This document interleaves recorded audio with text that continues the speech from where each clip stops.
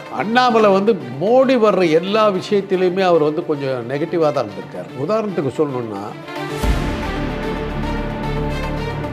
அப்போது அண்ணாமலை அவர்கள் வந்து மோடிக்கு எதிராக தான் இருக்காருன்னு சொல்கிறத பார்த்தா அண்ணாமலை அவர்கள் வந்து பிஜேபி விட்டு வெளியே வரதுக்கு சான்சஸ் இருக்கா? சீக்கிரமா பிஜேபி விட்டு வெளியே இல்லை, மோடிக்கு ஆபத்து உண்டாயிருக்குது பாஜகவிலேயே.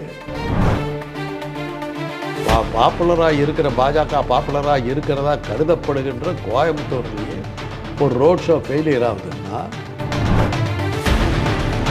ஸ்டாலின் வரும்போது கூட்டம் அரங்கம் அதிருது. மோடி வர்றாரு, இளவு விழுந்த மாதிரி உட்காந்துருக்காங்கல்ல. கோயம்புத்தூரில் குண்டு வெடிப்பு நடந்தது. தமிழ்நாட்டுக்கு லாபமாக நஷ்டமாங்கிறதெல்லாம் அவர் ராம்தாஸும் சரி, தேமுதிகவும் சரி, எங்களுக்கு என்ன லாபம் தான் பார்ப்பாங்க. ஒரு நிரந்தர கோரிக்கை ஒன்று வச்சுருக்காரு தெரியுமில்ல, வன்னியர்களுக்கு 10% அது கொடுக்குற மாதிரி வந்துருச்சுன்னு வச்சுக்க. இப்போ இந்த பழனிசாமி வந்து கொடுத்துவிட்டேன்ட்டு, இதனால் இதை வச்சு தான் நம்ம எலெக்ஷனே ஓட்டணும், இவர் கொடுத்துவிட்டேன்ட்டா அடுத்த எலெக்ஷன் என்ன பண்ணுறது. அப்புறம் இவங்களே ஒரு செட்டப் பண்ணி ஒரு கோர்ட்டில் கேஸ் போட்டு அதை தடை வாங்கிட்டாங்க. இவங்க வந்து 7 சீட்டும் ஒரு மந்திரி பதவியும் ராஜ்யசபான்னாங்க. இவர் ஒரு ஸ்டெப்பு மேலே போனார். எதுக்கே ராஜ்யசபா கிடையாது, மகனுக்கு மந்திரி பதவி வேணும், அவ்வளோ தானே, நாங்கள் மந்திரி பதவியை கொடுத்துட்றோம் அப்படின்ட்டாங்க. அப்புறம் என்ன, அவனுக்கு அதுக்காக தானே வன்னியர்களை வச்சுருக்காங்க. நான் போட்ட ஆளுக்கு போய் சேர்ந்துதாங்கிறத நம்ம உறுதிப்படுத்திக்கணும். இங்கே மாறா நடந்ததுன்னா தேர்தல் ஆணையத்தை நம்ம அந்த அதிகாரிகளை பிடிக்கணும், இந்த கட்சிகளை பிடிக்கிறது அர்த்தம் என்ன? வாக்கு மோசடி பண்ணி தான் ஜெயிச்சுட்டு இருக்காங்க. வேற என்ன இருக்குங்க? இல்லாட்டி போனால் இவ்வளோ தைரியமாக வந்து நீங்கள் வந்து விவசாயிகள் போராட்டம் நடக்குது. எங்கே போராட்டம் நடக்குது? மணிப்பூரில் செத்து சுண்ணாம்பாயிட்டு இருக்கிறாங்க, மிசோராமில் செத்து சுண்ணாம்பாயிட்டு இருக்காங்க. இங்கே தமிழ்நாடு வந்து வெள்ளத்தில் முழுக்கி மக்கள் செத்த போது காசு கொடுக்க முடியாதுன்று அந்த நிர்மலா சீதாராமன் சொல்லிட்டு கவர்னர் போஸ்ட்லேயே அது மான மரியாதை எல்லாம் போச்சு. 2 ஸ்டேட்டுக்கு கவர்னர். தெலுங்கானா உள்ளே வரக்கூடாது, கவர்னர் உரை கிடையாது, கொடியேற்றுறதுக்கு கூட அந்த மழை விடும். பாவம், பாண்டிச்சேரியும் உட்காந்து மக்கள் ஒரு பக்கமும் பாஜகவும் வாக்கேந்திரம் இன்னொரு பக்கமும் நிற்கிது. அதுதான் இன்றைக்கி நடக்கிறது. அமலாக்கத்துறையுடைய ஊழல்கள்லாம் இன்றைக்கி வந்து எஸ்பிஐ சொன்னது மூலமாக வெளியே வந்துருச்சு. அதுக்கு என்ன ஆக்ஷன் எடுக்க போகிறாங்க?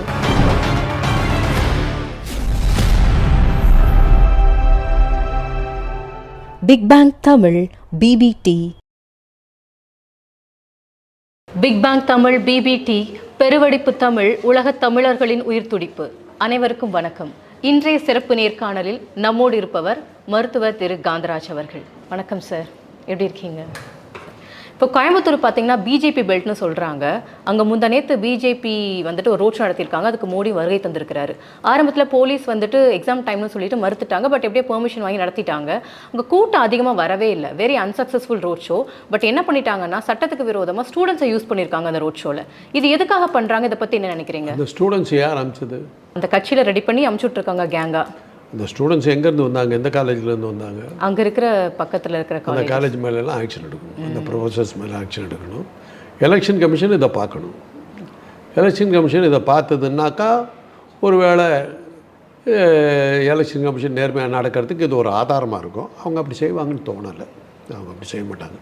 நீங்கள் பார்த்தீங்கன்னா எலெக்ஷன் டேட்டை அனௌன்ஸ் பண்ணி அந்த விதிமுறைகள் வர்றதுக்கு முந்தின நாள் எலெக்ஷன் தலைமை தேர்தல் ஆணையர் வந்து ராகுல் காந்திக்கு மாத்திரம் எச்சரிக்கை விட்றாரு, ஒழுங்காக பேசணும் அப்படின்னு. என்னமோ மோடியெல்லாம் அப்படியே இலக்கியத்தரமாகவும் ரொம்ப ஒழுக்கமாகவும் பேசுகிற மாதிரி ராகுல் காந்திக்கு மாத்திரம் இது பண்ணார். அதுலேயே தெரியுது பார்ஷியாலிட்டி. நம்ம முதல்லேருந்தே நம்ம சொன்ன ஒரே பாயிண்ட்டு தான், எலெக்ஷன் கமிஷன், சில நீதிபதிகள், அமலாக்கத்துறை, இப்போ இன்னொன்று வந்து நார்கோட்டிக் போதைப்பொருள் தடுப்புத்துறை, இந்த 4ஐயும் வச்சுக்கிட்டு தான் இப்போ அவங்க எலெக்ஷன் வந்திருக்காங்க. அமலாக்கத்துறையுடைய ஊழல்கள்லாம் இன்றைக்கி வந்து எஸ்பிஐ சொன்னது மூலமாக வெளியே வந்துருச்சு. அதுக்கு என்ன ஆக்ஷன் எடுக்க போகிறாங்க? இதே மற்ற கட்சிகளாக இருந்தால் என்ன பண்ணியிருப்பாங்க, என்ன பண்ண போகிறீங்க? இதெல்லாம் நிறைய கேள்விகள் இருக்குது. ஜனநாயகம் பெரிய படுகொலையில் விழுந்துருக்குது. இதை வந்து நீங்கள் அண்ணாமலை தான் பிடிக்கணும். ஏன்னா இன்றைக்கி வந்து கூட்டம் சேர்த்துறதுங்கிறது வந்து பொதுவாகவே சொல்கிறேன், எல்லாத்துக்குமே சொல்கிறேன். ஒரு அரசியல் கட்சிகள் எதுவாக இருந்தாலும் ஊர்வலம் நடத்துது, போராட்டம் நடத்துது, பொதுக்கூட்டம் நடத்துதுனாக்கா அந்த கான்ட்ராக்டர்ஸுக்கிட்ட தான் நீங்கள் விடணும். எப்படி திருமண கான்ட்ராக்டர் இருக்காங்களோ, மண்டபங்க, அந்த புரோகிதர் இது பண்ணுறது, தாம்பலம் இந்த நிச்சயம் பண்ணுறது, மதிய சாப்பாடு சகலமாக அவங்களே அரேஞ்ச் பண்ணி கொடுத்துட்டு காசு வாங்கிட்டு போயிடுறாங்களோ, அது மாதிரி அரசியல் கூட்டங்கள் நடத்துறதுக்கும் இந்த மாதிரி ஊர்வலம் நடத்துறதுக்கும் கான்ட்ராக்டர்ஸ் இருக்காங்க. அதுக்கு நீங்கள் இந்த வேணுங்கிற அமௌண்ட்டை நீங்கள் கொடுத்துட்டிங்கன்னா, எவ்வளோ பேர் வேணும்னு சொல்லிட்டிங்கன்னா அவ்வளோ பேர் அவங்க கூட்டிகிட்டு வந்துடுவாங்க. எந்த இடத்துல கற்றணும், எந்த இடத்துல கற்றக்கூடாது, எந்த இடத்துல கிடைக்கிற கல்வி சொன்னலாம் சொல்லிட்டிங்கன்னா அதெல்லாம் அவங்களே பண்ணி கொடுத்துருவாங்க. கரெக்டாக கொண்டு வந்து கொடுத்துருவாங்க. அந்த கடைகளுக்கும் சொல்லிடுவாங்க, 11 மணிக்கு உங்கள் கடை மேலே கல்வி சங்க கொஞ்சம் ஜாக்கிரதையாக பார்த்து மூடி வச்சுக்கோங்க அப்படியே அதையும் அவங்களே சொல்லி கொடுத்துட்டு வந்துடுவாங்க. இவ்வளோ ஏற்பாடு இருக்குது. ஆனால் அதுக்கு நீங்கள் பணம் கொடுக்கணும். ஆக அண்ணாமலை மேலே நீங்கள் பாஜக பார்க்கணும். ஒன்றிய பாஜக தலைமை சரியா பணம் கொடுக்க என்ன பண்ண அப்படின்னு கேட்கணும். அண்ணாமலை சந்தோஷமாக இருந்திருக்காரு. ஆனால் இன்னொன்று நீங்கள் பார்த்தீங்கன்னா, அண்ணாமலை வந்து மோடி வர்ற எல்லா விஷயத்திலையுமே அவர் வந்து கொஞ்சம் நெகட்டிவாக தான் இருந்திருக்கார். உதாரணத்துக்கு சொல்லணுன்னா, ஸ்டாலின் ஏதோ ஒரு வெளிநாட்டுக்கு போனார். ஸ்டாலினை கிண்டல் பண்ணுற மாதிரி, வெளிநாட்டுக்கு போனால் நாடு உருப்பிட்டுருமா, வெளிநாட்டுக்கு போகிறதுனால என்ன பயன், இப்போ நீ போயிட்டு வந்து இந்த வெளிநாட்டு பயணத்தினால என்ன பயன் அப்படின்னு அவர் கேட்குறாரு. யாரை பார்த்து கேட்குறத வந்து சொல்கிறாருன்னா, ஸ்டாலினை பார்த்து கேட்குற மாதிரி மோடியை பார்த்து கேட்டார். ஆமாம், மோடியை கிண்டல், நீ வெளிநாட்டுக்கு போய் என்ன கிழிச்ச அப்படிங்கிறதான். ஒவ்வொரு தடவை பார்த்தீங்கன்னாலும் மோடிக்கு எகென்ஸ்டாக பண்ணியிருக்காரு. அதே மாதிரி தான் செஸ் ஒலிம்பியாட் நடக்கும்போது ஸ்டாலின் வரும்போது கூட்டம் அரங்கம் அதிருது. மோடி வர்றாரு, இளவு விழுந்த மாதிரி உக்காந்துருக்காங்க எல்லோரும். ஏன்? அண்ணாமலை விளையாட்டார். அவருக்கு ஏதோ எல்லாம் ஏற்பாடு பண்ணுன்னு சொல்லியிருப்பாங்க. சந்தோஷமாக இருந்துட்டார். அங்கே ஒரு இடம் விழுந்த மயான அமைதி. அப்புறம் ஸ்டாலினாக பார்த்து கொஞ்சம் கைத்தட்டுங்கன்னு சொல்லி கருணை காட்டினார். அதே தான் இப்போ ரோட் ஷோ இப்போ கோயம்புத்தூரில் நடக்கிறதுக்கு. கோயம்புத்தூர் வந்து எப்போவுமே பாஜகவினுடைய ஒரு இது. நீங்கள் பார்த்தீங்கன்னா, பழைய வரலாறை பார்த்தீங்கன்னா, அத்வானியும் ஜெயலலிதாவும் கூட்டணியில் இருந்தபோது இதே நாடாளுமன்ற தேர்தல் வருது. கோயம்புத்தூரில் குண்டு வெடிப்பு நடந்தது. அது அத்வானியும் ஜெயலலிதாவும் அன்றைக்கி சாயந்தரம் கூட்டணி அறிவித்து தேர்தல் இது பிரச்சாரத்தை ஆரம்பிக்க போகிறாங்க. அன்றைக்கி காலையில் குண்டு வெடிப்பு நடந்து ஒரு 20-15 பேர் சாகுறாங்க. அத்வானியும் வரல. அத்வானி வந்துட்டு அங்கேயே நின்றுக்கிட்டார். இந்த அம்மா திருச்சியிலேருந்து கோயம்புத்தூர் பக்கமே வரல. குண்டு வெடிப்பு நடக்குது ஒவ்வொரு முறையும். ஆனால் குண்டெல்லாம் வெடிக்கும். பாஜக ஆட்களோ அதிமுக ஆட்களோ பாதிக்கப்பட மாட்டாங்க. அதே தான் ராஜீவ்காந்தி மர்டர்லையும். ராஜீவ்காந்தியும் ஜெயலலிதாவும் அன்றைக்கி வந்து கூட்டணி ஆரம்பித்து தேர்தல் பிரச்சாரத்தை ஆரம்பிக்க போகிறாங்க. இந்த அம்மா கிருஷ்ணகிரியில் இருக்குது. 50வது மைலில் இந்த கூட்டம் அரை மணி நேரத்தில் வந்திருக்கலாம், வரல. ராஜீவ்காந்தி மர்டர். ஒவ்வொரு தடவை வெடிகுண்டு வெடிக்கும்போது அலிபி ஒன்று இருக்கும், இந்த அம்மா வராது. இதெல்லாம் நாங்கள் நிறையா தடவை கேட்டோம். இதெல்லாம் அது மாதிரி அப்படிப்பட்ட ஒரு இடம். அந்த குண்டு வெடிப்பு இதுக்கெல்லாம் வந்து பெட்ரோல் வெடிகுண்டு போட்டாங்க பார்த்தீங்களா? அந்த பெட்ரோல் வெடிகுண்டும் அண்ணாமலை காலத்தில் தான் அந்த பெட்ரோல் வெடிகுண்டு தமிழ்நாட்டில் அறிமுகம் ஆச்சு. அதுவும் அங்கே போடுற அளவுக்கு அங்கே பாஜக வலுவாக இருக்கிற ஒரு இடத்துலையே கூட்டம் வரலைன்னா என்ன அர்த்தம்? அண்ணாமலை மேலே மோடி கொஞ்சம் கவனமாக இருக்கணும். அப்போது அண்ணாமலை அவர்கள் வந்து மோடிக்கு எதிராக தான் இருக்காருன்னு சொல்கிறத பார்த்தா அண்ணாமலை அவர்கள் வந்து பிஜேபி விட்டு வெளியே வரதுக்கு சான்சஸ் இருக்கா? பிஜேபி விட்டு வெளியே இல்லை, மோடிக்கு ஆபத்து உண்டாயிருக்குது. பாஜகவிலேயே மோடி எடுத்து ஒரு கூட்டம் பாஜகவிலேயே உருவாயிடுச்சுங்கிறது தான் இதை நான் சொல்ல வந்த விஷயம். ஓகே, அமித்ஷா வந்து மோடிக்கு ஜாவ் வஹாசே ஜாவ் சலோ பார் ஜாவ் அப்படி வெளியே போ அப்படிங்கிறார். அப்போ அண்ணாமலையும் வெளியே அனுப்பிடுவாங்களா பாஜக? அல்ல, மோடியை வெளியே அனுப்புகிறாரு. தமிழ்நாட்டில் ஆரம்பிச்சிருக்குது அது. நீ ஜெயிக்கிறதா எல்லாம் பண்ணுறதெல்லாம் பண்ணு, முடிச்சுட்டு வா, உனக்கு அத்வானிக்கு பக்கத்தில் சீட் ரெடி ஆகிடுச்சு அப்படிங்கிறது தான் இதுக்கு அர்த்தம். ஒரு ரோட் ஷோ பாப்புலராக இருக்கிற பாஜக பாப்புலராக இருக்கிறதா கருதப்படுகின்ற கோயம்புத்தூர்லேயே ஒரு ரோட் ஷோ ஃபெயிலியர் ஆகுதுன்னா மோடியை வந்து பாஜகவிலேயே ஒரு வழி பண்ணுறதுக்கு தயாராகிட்டாங்க, குளிப்பறிச்சிக்கிட்டு இருக்காங்க. இது மோடிஜிக்கு நம்ம சொல்ல வேண்டியது. ஏன்னா 1000 இருந்தாலும் நமக்கு அவர் மேலே ஒரு பாசம் இருக்குது. அப்பப்போ தமிழை கொதறினாலும் கதை கடித்து துப்புனாலும் அது எல்லாத்துக்கும் மேலே ஒரு நான் பிராமின் தலைவர், அது பாஜகவை சேர்ந்த ஒரு நான் பிராமின். அதனால் அவர் மேலே நமக்கு ஒரு அனுதாபம் இருக்குது. மோடிஜி ஜாக்கிரதையாரு, நீங்கள் கோயம்புத்தூரில் சுற்றிக்கிட்டு இருக்க, அங்கே டெல்லியில் ஒரு குழி வெட்டிக்கிட்டு இருக்காங்க போல் இருக்குது, பார்த்துக்கோன்னு சொல்லணும். அவ்வளோதான். இன்னொன்று, ஐயா ராமதாஸ் அவர்கள் ஒரு காலத்தில் சொல்லியிருக்கிறாரு, தன்னுடைய கால்கள் சிஎம் ஆஃபீஸ்க்கு போகாது எந்த காலத்துலையும் அப்படின்ட்டு. ஆனால் 3 மாதத்துக்கு முன்னாடி கூட்டணி இடஒதுக்கீடு கேட்க போயிருக்காது. அதே மாதிரி அதிமுகவுக்கும் போயிருக்கிறதா முன்னாள் சட்ட அமைச்சர் CV சண்முகம்னு சொல்லியிருக்காரு. முந்தானத்து நைட்டு வரைக்கும் அதிமுக கூட பேச்சுவார்த்தை நடத்தினாங்க கூட்டணிக்காக. திடீர்னு காலையில் பிஜேபி கூட கூட்டணி வச்சுட்டதா கன்ஃபர்மேஷன் ஆயிடுச்சு நேற்று. ஸோ இந்த நகர்வை நீங்கள் எப்படி பார்க்குறீங்க? தமிழ்நாட்டுக்கு லாபமா நட்டமா? தமிழ்நாட்டுக்கு லாபமாக நஷ்டமாங்கிறதெல்லாம் அவர் ராமதாஸும் சரி, தேமுதிகவும் சரி, எங்களுக்கு என்ன லாபம் தான் பார்ப்பாங்க. நான் முதல்லையே சொல்லியிருக்கிறேன், அவருக்கு 2 அஜெண்டா தான், ஒரே அஜெண்டா தான் ராமதாஸை பொறுத்தவரை. மகனுக்கு மந்திரி பதவி, அவ்வளோதான் அவருக்கு, சிங்கிள் அஜெண்டா தான் அவருக்கு. அதுக்காக சில ஸ்டண்டெல்லாம் அடிப்பார். ஒரு நிரந்தர கோரிக்கை ஒன்று வச்சுருக்காரு தெரியுமில்ல, வன்னியர்களுக்கு 10% அப்படின்பா. 10% அது கொடுக்குற மாதிரி வந்துருச்சுன்னு வச்சுக்க. இப்போ இந்த பழனிசாமி கொடுத்துவிட்டேன்ட்டார். இதனால் இதை வச்சு தான் நம்ம எலெக்ஷனே ஓட்டணும். இவர் கொடுத்துவிட்டேன்ட்டா அடுத்த எலெக்ஷன் என்ன பண்ணுறதுன்னு அப்புறம் இவங்களே ஒரு செட்டப் பண்ணி ஒரு கோர்ட்டில் கேஸ் போட்டு அதை தடை வாங்கிட்டாங்க. அதை இப்போ என்னன்னாக்கா 10% நீதிமன்ற தடையை நீக்கி 10% வாங்குவதற்காக போராடுவதற்காக நாங்கள் இந்த கூட்டணியில் சேர்ந்துருக்கோம். அந்த 10% நீ முதல்ல யார் கூட சேர்ந்துருக்கிற? இடஒதுக்கீடே இருக்கக்கூடாதுன்னு ஒழிச்சு கட்ட ஒரு கட்சி கூட போய் சேர்ந்துக்கிட்டு நீ இடஒதுக்கீடு கேட்க போறியா? இதெல்லாம் பேசுறதுல அர்த்தம் இல்லை. அதே நான் ராமதாஸுக்கு தெரியாதா, அன்புமணிக்கு தெரியாதா? எனக்கு என்ன கேட்டார். இவங்க 7 சீட்டும் ஒரு மந்திரி பதவியும் சொன்னாங்க, ராஜ்யசபான்னாங்க. இவர் ஒரு ஸ்டெப்பு மேலே போனார். எதுக்கே ராஜ்யசபா கிடையாது, மகனுக்கு மந்திரி பதவி வேணும், அவ்வளோதானே, நாங்கள் மந்திரி பதவியை கொடுத்துட்றோம் அப்படின்ட்டாங்க. அப்புறம் என்ன, அப்பனுக்கு மகனுக்கு அதுக்காக தானே வன்னியர்களை வச்சுருக்காங்க இவங்க 2 பேத்துக்கு, அதை கொடுத்துட்டாங்க, போயிட்டார். எதிர்பார்த்தது தானே. முதல்லையே நான் என்ன சொன்னேன், இப்போ தேர்தல் கூட்டணிங்கிறது ஒரு லட்சிய கூட்டணிங்கிறது கொள்கை அடிப்படையில் நடக்கிற கூட்டணிலாம் முடிஞ்சிடும். தமிழ்நாட்டை பொறுத்தவரை 2 கட்சி தான் கடைசி வரலும் யாருக்குமே தெரியாது. அது ஒன்று பாமக, இன்னொன்று தேமுதிக. இப்போ கூட இந்த பாமக கூட்டணி நிற்கும் நீங்கள் நினச்சிக்கிட்டு இருந்தீங்கன்னா நான் அனுப்ப மாட்டேன். வேட்புமனு தாக்கல் முடியறதுக்குள்ளார இவங்க வேறு கட்சிக்கு போனாலும் போகலாம். இதை விட கொஞ்சம் அதிகமாக கொடுக்குறாங்க, மகனுக்கு பிரதம மந்திரியே கொடுக்குறாங்கனாக்கா அங்கே போனாலும் போயிடுவார். அதனால் இது ஒன்றும் உறுதியாக நான் சொல்ல மாட்டேன். இதை விட நல்ல ஆஃபர் கிடச்சுன்னா ராமதாஸ் அங்கே போயிடுவார். அப்போ பாஜக பாமக கூட்டணி தமிழ்நாட்டில் வெற்றி பெறுமா பெறாதா? யார் சேர்ந்தா என்னம்மா, முதல்ல நடக்கிறதுக்கு கால் வேணும், அப்புறம் இல்லை நீங்கள் ரன்னிங் ரேஸ் போகிறதுக்கு. காலும் இல்லை, கையும் இல்லை, கண்ணும் இல்லை, காதும் இல்லை, ஒன்றும் இல்லை. ஏதோ ஒரு ஜடம் மாதிரி 2 பேரும் ஒன்றா சேர்ந்துருக்குறாங்க. என்ன ஆக போகுது?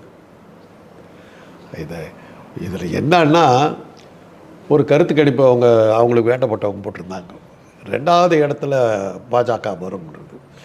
இப்போ பாமக இவங்களோட சேர்ந்ததுனால 2வது இடத்தில் நாங்கள் வந்து விட்டோம்னு ஒரு கருத்து கணிப்பு இப்போ CO2 இன்னும் ஒரு 2 நாளில் போடுவாங்க. போட்டாங்கன்னா அதுக்கு காரணம் பாமக சேர்ந்தது அப்படின்னு சொல்லி ஒரு கணக்கு காட்டுவாங்க. இவ்வளோ அவங்களுக்கு வாக்கு விகிதம் இவ்வளோ இருக்குது, எங்களுடைய வாக்கு சதவீதம் இவ்வளோ இருக்குது, இது 2 சேரும்போது இவ்வளோ வருது, வெற்றி வாய்ப்பு இதனுடைய அடிப்படையில் எங்களுக்கு 10 இடங்கள் கிடைக்கும் அப்படின்லாம் ஒரு கணக்கு போடுவாங்க. இதெல்லாம் தேர்தல் ஆணையத்துக்கு இந்த இன்ஃபர்மேஷன் அனுப்பிச்சாக்கா அதுக்கு தகுந்த மாதிரி வாக்கு எந்திரங்களை அவங்க தயார் பண்ணி கொடுத்துருவாங்க. அதுக்கு தகுந்த மாதிரி எலெக்ஷன் நடக்கும். இப்போ தான் நாங்கள் சொல்கிற இந்த பாயிண்ட்டை ராகுல் காந்தி போன்றவர்களாம் எடுத்திருக்காங்க. வாக்கியந்திரம் இல்லைன்னா அவங்க ஜெயிக்கவே முடியாதுங்கிற பாயிண்ட்டுக்கு இப்போ தான் வர்றாங்க. பார்த்துக்க வேண்டியது வெறும் அரசியல் கட்சிகள் மாத்திரம் இல்லை, நம்ம போன்ற பொதுமக்களும் தான். நான் போட்ட ஓட்டு நான் போட்ட ஆளுக்கு போய் சேர்ந்துதாங்கிறத நம்ம உறுதிப்படுத்திக்கணும். அந்த உறுதியை அதுக்கு மாறாக நடந்ததுன்னா தேர்தல் ஆணையத்தை நம்ம அந்த அதிகாரிகளை பிடிக்கணும். இந்த கட்சிகளை பிடிக்கிறது அர்த்தமே இல்லை. அதை ஒவ்வொரு அதிகாரி வீட்லையும் போய் நின்றுட்டு என்ன நடக்குது அப்படின்னு நின்னோம்னா, ஈரோட்டில் அப்படி தான் நடந்தது, பயந்துட்டாங்க. அதனுடைய விளைவு தான் மரியாதை ஓட்டை எண்ணி ரிசல்ட்டை கொடுத்துட்டாங்க. இந்த வம்பே வேண்டான்னு 11 மணிக்கு ஏடிஎம்கே கேண்டிடேட் வெளியே விட்டார்ல, நான் தோற்று போயிட்டேன். என்ன நேர்மையாக என்ன போகிறாங்கன்னு தெரிஞ்சு போச்சு, வராதுன்னு தெரிஞ்சு போச்சு. அவ்வளோதான். இந்தியாவில் வாக்கு எந்திரங்களில் நேர்மையாக நீங்கள் ஒர்க் பண்ணிச்சுன்னா பாஜக ஒரு சீட்டு கூட ஜெயிக்காது, ஒரு சீட்டு கூட ஜெயிக்காது. காஷ்மீர்லேருந்து கன்னியாகுமரி வரல சொல்கிறேன். வாக்கு இயந்திரத்தில் மோசடி பண்ணி தான் ஜெயிச்சிட்ருக்காங்க. வேறு என்ன இருக்க முடியாது. இல்லாட்டி போனால் இவ்வளோ தைரியமாக நீங்கள் விவசாயிகள் போராட்டம் நடக்குது. எங்கே போராட்டம் நடக்கலை? மணிப்பூரில் செத்து சுண்ணாம்பாயிட்டு இருக்கிறாங்க, மிசோராமில் செத்து சுண்ணாம்பாயிட்டு இருக்கிறாங்க. இங்கே தமிழ்நாடு வெள்ளத்தில் முழுகி மக்கள் செத்த போது காசு கொடுக்க முடியாதுன்ற அந்த நிர்மலா சீதாராமன் சொல்லிட்டு போகுது. உனக்கு ஒரு பைசா கொடுக்க முடியாதுன்னு போது எந்த தைரியத்தில் சொன்னாங்க? எங்களை ஒன்றும் பண்ண முடியாது, எங்ககிட்ட வாக்கு இயந்திரம் இருக்குது, நீ ஓட்டு போட்டு நான் ஒன்றும் பிழைக்கல, அந்த தைரியம் தானே. இல்லாட்டி போனால் எப்படி அது பேச முடியும்?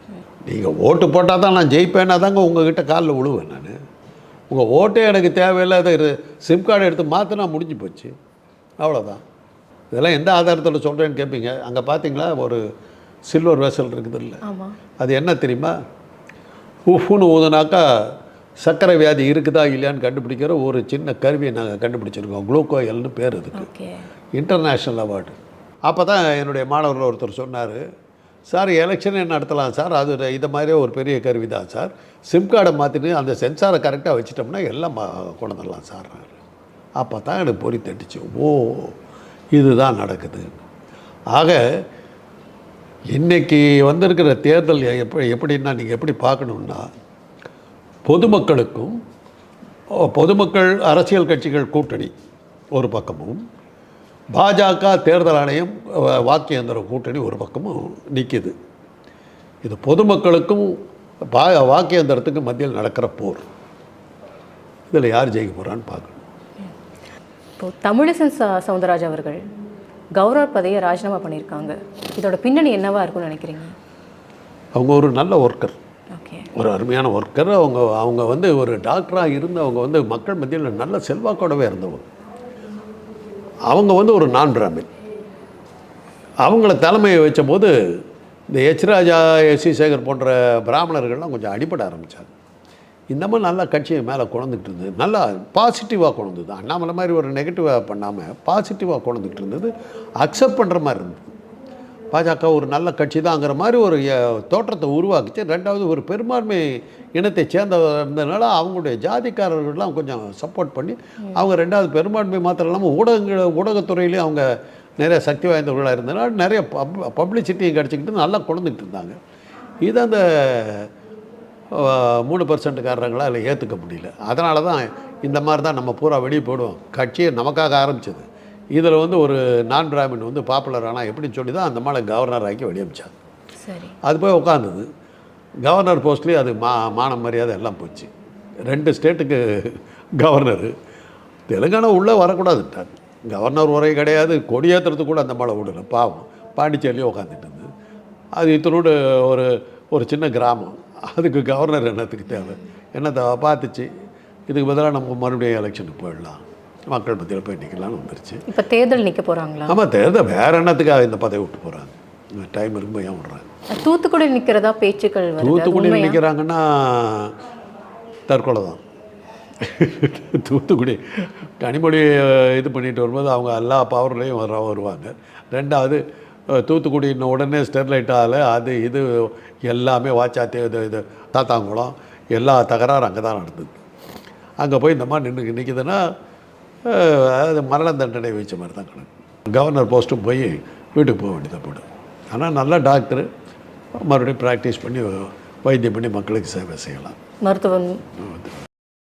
இப்போது தமிழ்நாட்டில் பார்த்திங்கன்னா 4 முனை போட்டி நடக்குது. ஒன்று சீமான், இன்னொன்று பிஜேபி கூட்டணி, அதிமுக கூட்டணி, திமுக கூட்டணி. இந்த கூட்டணியில் எது ஜெயிக்கும்னு நினைக்கிறீங்க தமிழ்நாட்டில்? மோடியை வந்து என்ன ஒரு இடத்துல கூட டெபாசிட் வாங்க மாட்டாங்கன்னாங்க, ஏதாவது ஒரு இடத்துல டெபாசிட் வாங்கினா ஒரு வேளை வாங்கலாம். அந்த அளவுக்கு தான் வெற்றி பெறணும்னு. அதுவே பெரிய விஷயம். டெபாசிட் வாங்கினாலே பெரிய விஷயம். இல்லடி போனால் வானதி சீனிவாசன்லாம் ஜெயித்த மாதிரி அது அவங்க வாக்கு எந்திரத்தை வச்சுக்கிட்டு இருக்காங்க. அதனால் அதெல்லாம் இப்போ சத்தீஸ்கரில் ஒரு இடத்துல கூட ஜெயிக்க மாட்டாங்கன்னாங்க, ஆட்சியே பிடிக்கலையா? அவ்வளோதான். நான் தான் சொல்கிறேனுங்களே, மக்கள் ஒரு பக்கமும் பாஜகவும் வாக்கு இயந்திரம் இன்னொரு பக்கமும் நிற்கிது. அதுதான் இன்றைக்கி நடக்கிற தேர்தல். மக்கள் ஜெயிக்கிறாங்களா, பாஜக வாக்கு இயந்திரம் ஜெயிக்குதான்னு பார்க்கணும். அதுதான் பார்க்கணும். இதில் வந்து கருத்து கணிப்போ எதுக்குமே இடம் கிடையாது, எதுக்குமே இடம் கிடையாது. தேர்தல் ஆணைய அதிகாரிகள், வாக்கு இயந்திரத்தை ஹேண்டில் பண்ணுற அதிகாரிகள் பாஜக ஒரு சைட், இந்த பக்கம் பொதுமக்கள் அத்தனை பேர் நிற்கிறாங்க. பொதுமக்களுடைய ஆதரவுன்னு எடுத்திங்கன்னாக்கா பாஜக இல்லை, வேறு எந்த சந்தேகமும். உங்கள் கருத்துக்களுக்கு நன்றி sir. Thank you. Big bang Tamil BBT